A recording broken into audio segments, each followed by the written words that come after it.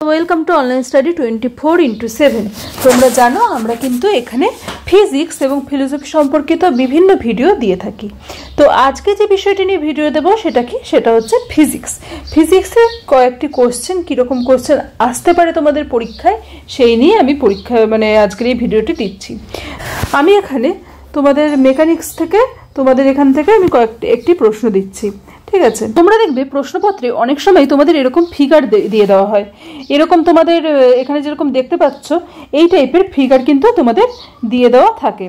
তো সেখান থেকে তোমাদের বিভিন্ন জিনিস মেজার করতে বলে এবং বিভিন্ন জিনিস তোমাদের ফিজিক্যাল প্রপার্টিস বিভিন্নভাবে বের করতে বলে। তো আজকে সেই বিষয়টাই যে এরকম যদি তোমাদের দিয়ে দেয় তাহলে তোমরা কিভাবে সেখান থেকে তোমরা বেরোবে বা কীভাবে সেখান থেকে সলিউশন বের করবে সেটাই আজকে আমি তোমাদের বলছি ভিডিওতে। তো চলো দেখে নেওয়া যাক প্রশ্নটা কি বলছে। সবার প্রথমে সেটা ইম্পর্টেন্ট। তো প্রশ্নটা এখানে যেটা বলছে 2 blocks A and B of masses 1 kg and 3 kg। তার মানে এর মাস কত? মাস অফ এ হচ্ছে গিয়ে তোমার 1 কেজি আর মাস অফ বি তোমার 3 কেজি। এবার কি বলছে, এরা কি আছে, এরা এইভাবে মাসলেস স্ট্রিং দ্বারা এইভাবে তোমার একটা ইসের উপরে টেবিলের উপরে আবদ্ধ আছে। দেখো বলা হয়েছে মাসলেস স্ট্রিংসের সাথে এরা একে অপরের সাথে অ্যাটাচড আছে, ঠিক আছে? Are the system is kept over a smooth table. এই টেবিলটা হচ্ছে কি একটা স্মুথ টেবিলে এটা রাখা হয়েছে। আর কি বলছে, আর এটা কি হচ্ছে, এটা হচ্ছে রোটেট হচ্ছে অ্যাবাউট দ্য অ্যাক্সিস শোন ইন দ্য ফিগার, মানে এই অ্যাক্সিস বরাবর এটা রোটেট হচ্ছে। এবার কি বলছে, অ্যাঙ্গুলার স্পিড এক্ষেত্রে বলছে 2 রেডিয়ান পার সেকেন্ড।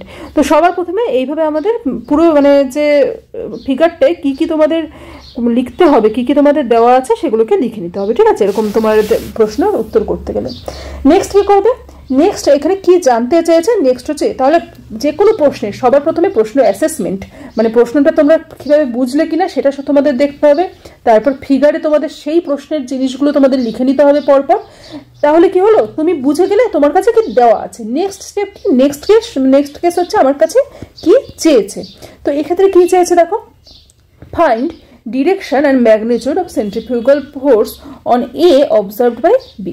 দেখো এটা যেহেতু রোটেট করছে তার জন্য কি হচ্ছে, যদি এই সিস্টেমটা রোটেট করে এই অ্যাক্সিস বরাবর তাহলে অবভিয়াসলি একটি সেন্ট্রিফিউগাল ফোর্স সেক্ষেত্রে কাজ করবে। তাই তো তোমরা এটা জানো যে সেন্ট্রিফিউগাল ফোর্স কখন আসে, যখন তোমার কোনো সিস্টেমে ধরো এরকম একটা সিস্টেম এটা রোটেট করছে সেই সময় এর বরাবর তোমার ও বরাবর অর্থাৎ রেডিয়াস বরাবর কিন্তু একটা সেন্ট্রিফিউগাল ফোর্স কাজ করে। তো সেটাই জানতে চেয়েছে, কি কার জানতে চেয়েছে এটা মাথায় রাখবে। দেখো force on A observed by B, ঠিক আছে? এর উপর যে ফোর্সটা বি এর দ্বারা অবজার্ভড হচ্ছে।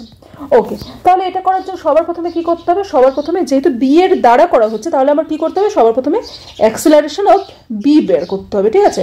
তাহলে অ্যাক্সেলারেশন অফ বি এক্ষেত্রে কি হবে, এক্ষেত্রে কিন্তু অ্যাক্সেলারেশন অফ বিকে আমি যদি এ অফ বি দ্বারা ডিনোট করি তাহলে এটা কিন্তু হয়ে যাবে কি, এর ফর্মুলাটা তোমরা জানো কি, আর ওমেগা স্কোয়ার, তাই তো? তো এক্ষেত্রে বি এর যেহেতু আছে আমি লিখছি আর বি ইন্টু ওমেগা স্কোয়ার। আচ্ছা, এবার আমার নেক্সট জানতে হবে আর বির ভ্যালু কত। ওমেগা তো তোমাদের দেওয়াই আছে, তাহলে আর বির ভ্যালু এক্ষেত্রে কি আছে, আর বির ভ্যালু দেখো তোমার আর এর ভ্যালু কত, এতটুকু তোমার 1 মিটার, তাই তো? আর এতটুকু আর 1 মিটার, তাহলে আর বির তোমার ভ্যালু কত, 2 মিটার হয়ে গেল এখান থেকে এটা ডিস্টেন্সটা। তাহলে আর বির জায়গায় আমি লিখলাম 2 ইন্টু ওমেগার ভ্যালু তো তোমার বলেই দিয়েছে 2 রেডিয়ান পার সেকেন্ড স্কোয়ার, তাহলে ইন্টু 2 এর স্কোয়ার। তাহলে অ্যাক্সেলারেশন অফ বি তোমার কত বেরিয়ে গেল, 2 ইন্টু 2 এর স্কোয়ার মানে তোমার 8 মিটার পার সেকেন্ড স্কোয়ার, ঠিক আছে? এবার তুমি অ্যাক্সেলারেশন তুমি জেনে গেলে। এবার এক্ষেত্রে বার করতে বলেছে সেন্ট্রিফিউগাল ফোর্স। তাহলে ফোর্স বার করতে গেলে কি লাগে, আমরা জানি force equal to mass into acceleration. এবার এক্ষেত্রে ফোর্স অন এ, তাহলে আমার মাসটা কার লাগবে, মাস অন এ, মাস অফ এ। তাহলে মাস অফ এ বলতে এক্ষেত্রে কত, মাস অফ এ বলে দিয়েছে 1 কেজি, তাই তো? তাহলে 1 ইন্টু তোমার হচ্ছে এ 8 মিটার পার সেকেন্ড স্কোয়ার, মানে 8 বসিয়ে দিলাম। তাহলে এক্ষেত্রে দেখো মিটার পার সেকেন্ড স্কোয়ারে আছে, অর্থাৎ এক্ষেত্রে এসআই ইউনিটে আছে, তাহলে এক্ষেত্রে ফোর্সের ইউনিট হয়ে যাবে 8 নিউটন, ঠিক আছে?